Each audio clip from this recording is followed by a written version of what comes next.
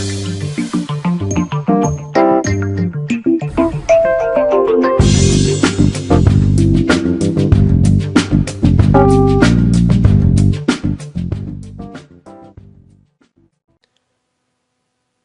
morning, guys. It's me, Melikachian, and today I'm going to start my new series.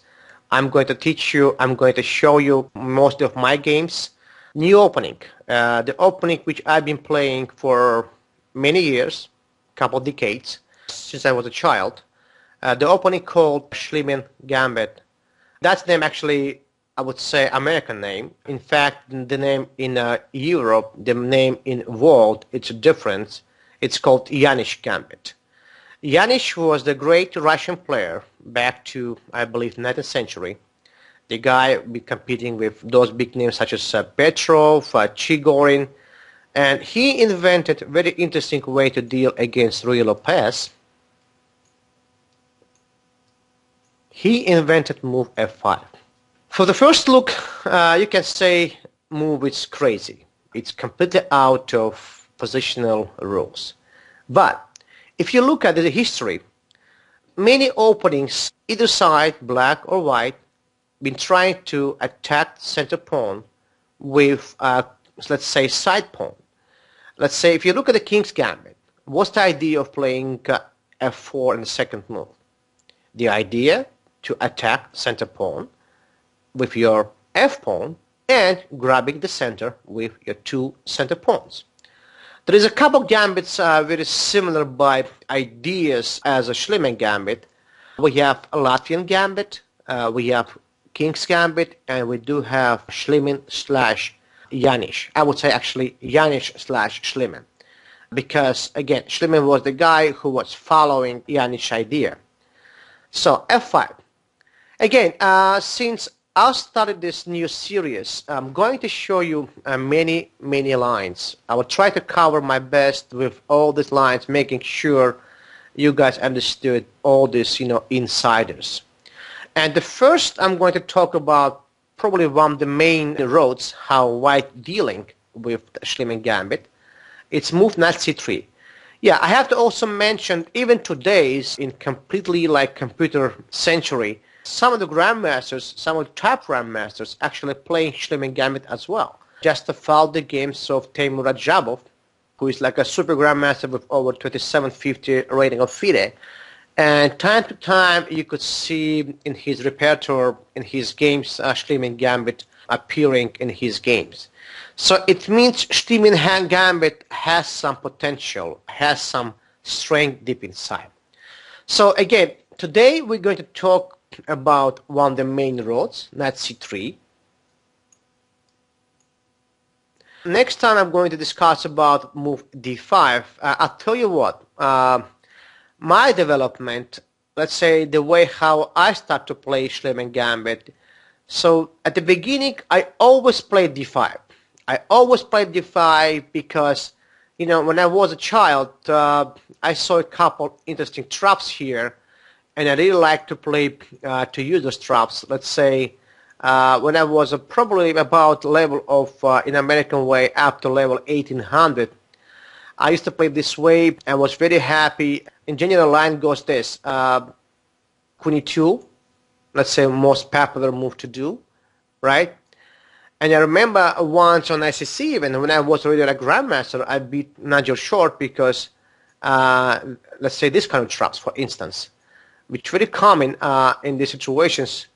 Let's say knight a7, c6, knight takes c8, and boom, queen b4 check, and that's it. And suddenly white actually losing, because whatever they do, you take on b5, you trade the queens, and this guy trapped, and game is over.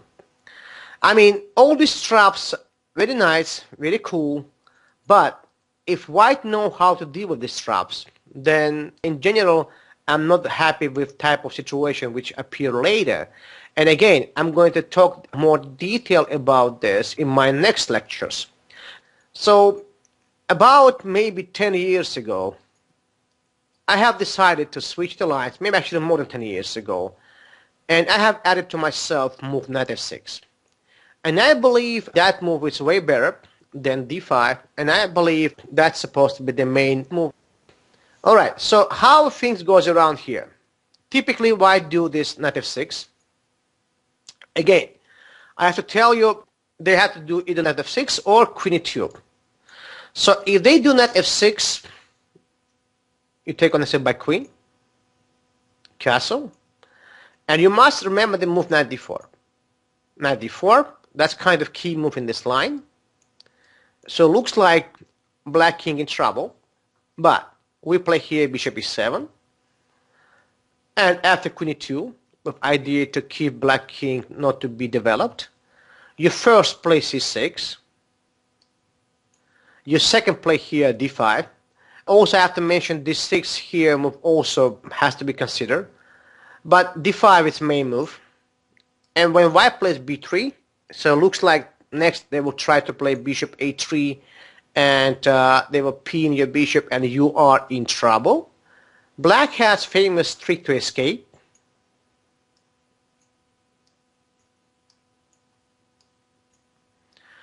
And it's almost forcing white to accept draw proposal, because after this we're going to make perpetual check. So sometimes white tries to play here more risky. They might try to play here something like rook g1 move, and then you play rook a e8, and now they have a move here, this. But again, I have to tell you, this is risky because black typically having great compensation after queen takes f8. And that's the reason why I mentioned a move 11 d6, because you see, the reason why rook f8 doesn't work, because we have bishop a3 and attacking the rook on f8. And that's the reason why sometimes I do on move 11, I do d6 to shut down this a3 f8 diagonal. And since a bishop a3 move doesn't work, here pretty much is going to be draw, because white has to accept this. And after this checks, we're basically having a very simple draw. Alright, so in my today lecture, I'm going to discuss about this line queen e2, d5. So I've been playing this position for many years. Yeah, once I remember a couple years ago, I played against, at that time, international master. Now he's one of the strongest grandmasters in the US, Vinay Bhatt. He surprised me by playing here knight d4. A very interesting move, very sharp, very funny, very interesting. So I think I have responded with move queen d6. I'm pretty much sure that's the only move to play here. In fact, black's doing okay. So main move still remains the same. It's d4, d takes e5. Well, I have to mention in these cases, capturing extra pawn on f6 very dangerous for white, and that's why most of the times white still play here e6. Another way to play from white side would be bishop takes c6, but in general, again, those positions are fine for black. e6, there is a couple ideas here. Let's play rook e8. Usually I prefer to take on e6 by bishop and kind of simplifying the game. I tried here as well move c5, interesting here, but looks like extension of my pawns may be too early. So I would say black's supposed to stick with ideas of playing bishop e6 and knight d4, considering here to play moves such as queen d7 maybe. Alright. Idea of having this, by the way, this very famous, kind of well-known situations when black create this kind of diamond type situations when queen and bishop and pawn kind of connecting here to controlling all these light squares. And in case if white will take on e6, then in general that's fine, because you can take either this way, and usually even this should be okay for black, because it's better endgame for white, but it's holdable. It's holdable because black has so much activity, and it's really hard for white would be here to convert the advantage. So in general it's fine. But most of the times I'm capturing here on e6 by rook. I tried also here to play bishop d7, which remains as a main move in theory, also possible way to play. I mean, you must have some kind of experience to try a few lines and try to understand which ones suit with your style in these cases. I just tell you, there is nothing harsh in this line for black, and most of the times my opponent choosing the better way. It's e6 and bishop f4. Yeah, I think for the first time when I played this line it was maybe even 90s. Alright, but my first, I would say, brutal loss here was against Brother Burnewell. I think we played at US Open when I played move here without even thinking.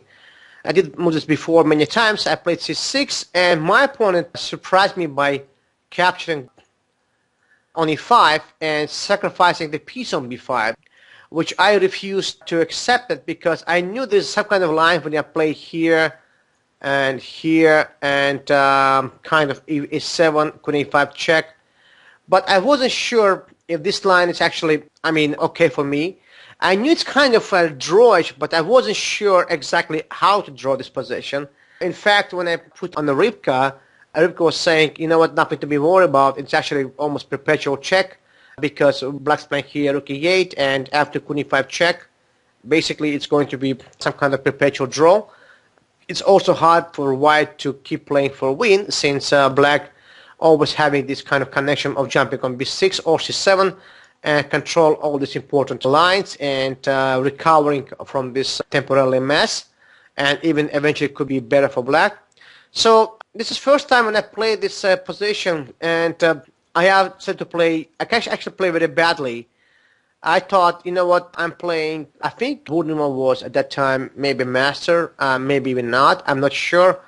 And I choose to play a kind of sideline move, queen h4, and I had collapses because after queen h4, in general, my opponent played castle queen side, and now it's really bad to me because looks like I'm just down material here. And I tried to save this position after queen takes e6. But I mean, it was nothing. I think it's just really better for white. In fact, I'm actually making a mistake. I think I played bishop e5 here first. I'm sorry. And then I played here. And then I played here. And I took on e6. And I was trying to hold these situations against my opponent, but I lost the game eventually. I mean, it's just a simple extra pawn. So a next experience when I played my good friend and one of the best attackers in the US, maybe after Larry Christensen, I'm not sure, maybe even before.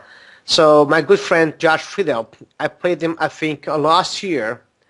So when Josh had repeated the same line, the same move bishop f4, I actually prepared some novelty. I ended this already with Rivka, and I played here improved version of this line. I never went for this winning piece line, and I played queen d6. And I would suggest, strongly suggest, recommend this for black viewers, for people who will play this line as a black, to play this move, not c6, because this is like, I think, way better. And after this, bishop takes e6, c6 now, and as you see, my famous idea of playing queen d7, staying away from the pin and proposing white take on e6. Remember this tip, playing this line for you more important to control f5 square than to give up bishop on e6. So you don't mind to give up your bishop on e6 for the knight, but do not lose control of f5 square and give that square away to your opponent. So queen d7, and my opponent played here simply rook f e1. Well, we discussed about many other moves to do, but in general, I'm not going to give you all these details because that will go for hours and hours. But in general, that's the tip, and I took it here on d3, and after capture on d3, I played here rook f e8. Again, making sure, let's say that could be typical mistake, for instance. He jumps on f5, and if you pin me, I have, let's say, g4. And problem in these situations, this guy here looks like completely arrested. So don't do that. And I played here first rook f e8. And now basically we have a good situations after c3. Well, it's really hard.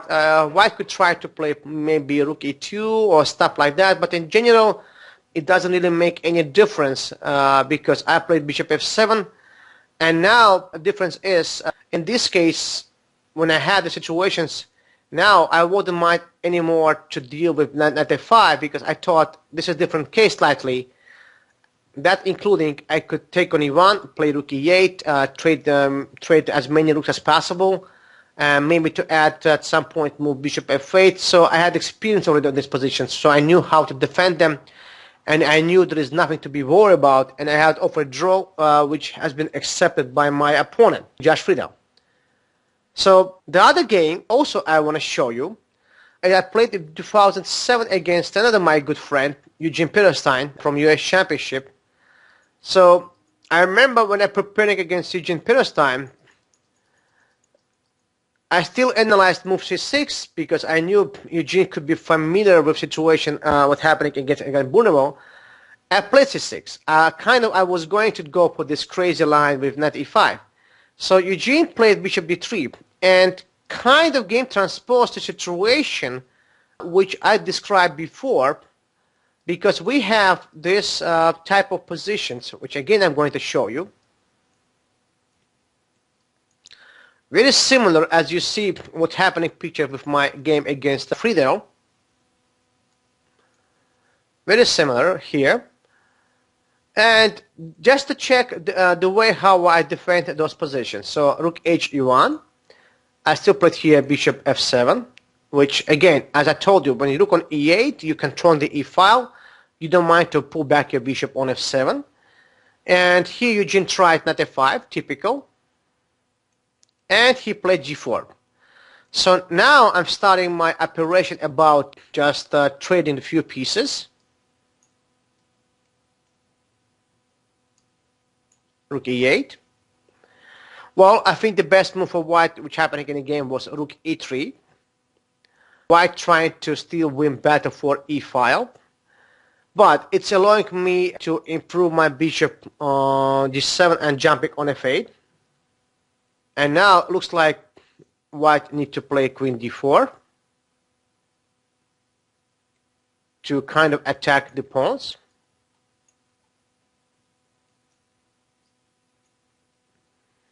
And here I saw the path I'm going to take the game to this kind of endgame. And I was happy with the situation because I knew nothing to be worried about here. And after queen e4, I found the way how to activate my queen. And finally placing my pawns on the light squares. And this endgame, as you see, completely harmless for black.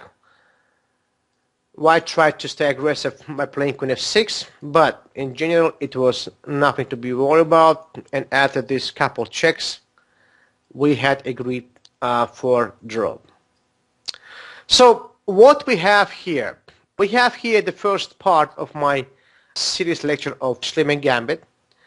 Again guys, I'm going to try to show you all these insiders and make you believe that Gambit, that line, it's absolutely playable. And I hope some of you will follow my steps and will play this line time to time. One thing to tell you, the line not designed to play consistent. It's really hard to play consistent this opening because white's still holding in most of the lines more preferable positions. And I would say you're kind of leaving to yourself less opportunity to fight for a win. But it's one of the good openings to play a surprising weapon. It's a really good opening line when you're trying to surprise your opponent and when he haven't expect from you to play this line. And as opening itself, as a quality of the openings, it's not that bad. Trust me, it's not that bad, and you can simply play that opening. So just analyze this with engine, some of the most important lines, and you'll be absolutely fine. And try to have a couple more things. Find the games of Rajabov, as I mentioned. I remember I used to be playing this line by British Grandmaster Schliemann. Also, another tip will be for you, it's important. I think there is a book of Ivan Sokolov came up about Ruy Lopez, and in that book he actually covered very nicely chapter regarding Schliemann Gambit.